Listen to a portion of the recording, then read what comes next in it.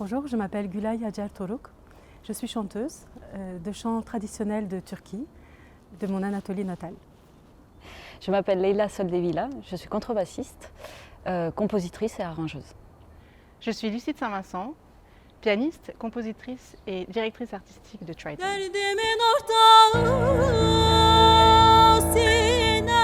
Première émotion musicale, ça remonte à très loin. J'ai baigné toujours dans beaucoup de musique.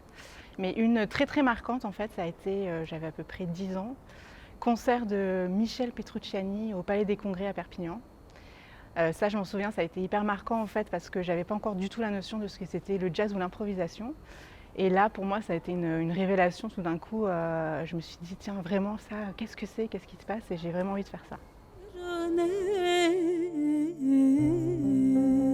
Alors en fait, j'ai un petit peu retourné la question sur un lieu phare où j'ai rencontré énormément de personnes phares et de musiciens avec qui je travaille, et notamment les musiciens de l'ensemble de cet après-midi. Donc Gülay Acar Toruk et Leyla Soldevilla. Et ce lieu, c'est l'abbaye de Royaumont, qui est un haut lieu de la transculturalité. Et là, notamment, on s'est retrouvés autour d'artistes tels que Fabrizio Cassol, Magic Malik, Amir El Safar, Joss Miniel. Voilà, tout ça, ils nous ont tous énormément marqués, influencés aussi dans le projet. C'est ça qui a fait naître en fait le projet que l'on présente ce soir. L'œuvre que je préfère, je parlerai en tant que musicienne en fait. Je pense que c'est une œuvre vivante, mouvante, où on est en interaction, où il y a beaucoup d'improvisation.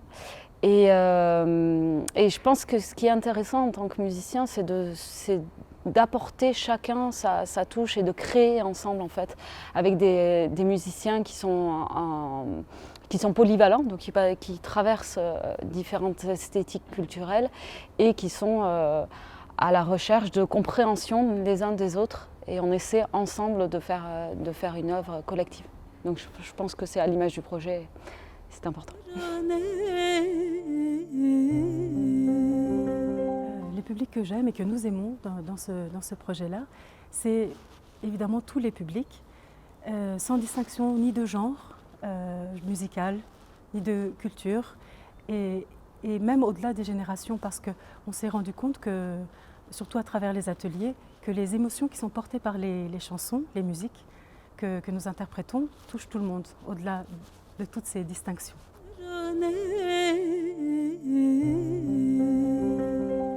C'est la vie.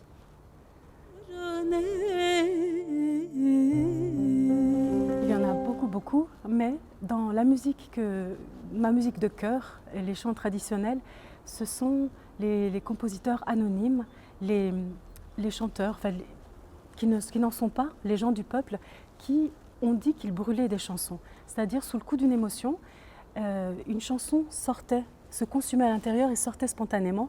Et moi, ce sont mes compositeurs préférés.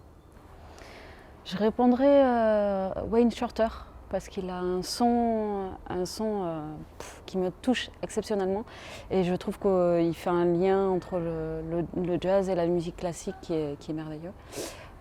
Sinon, en jazz, je citerai aussi Duke Ellington, voilà, pour la qualité d'arrangement en big band et les compositions aussi.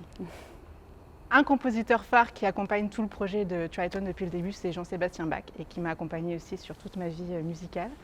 Et effectivement, sinon, je citerai des compositrices telles que j'aime énormément, telles que Mel Bonis, Hélène de Montgeroux ou Marie Bigot. Il y en a encore énormément à découvrir et que j'ai grand plaisir de faire découvrir.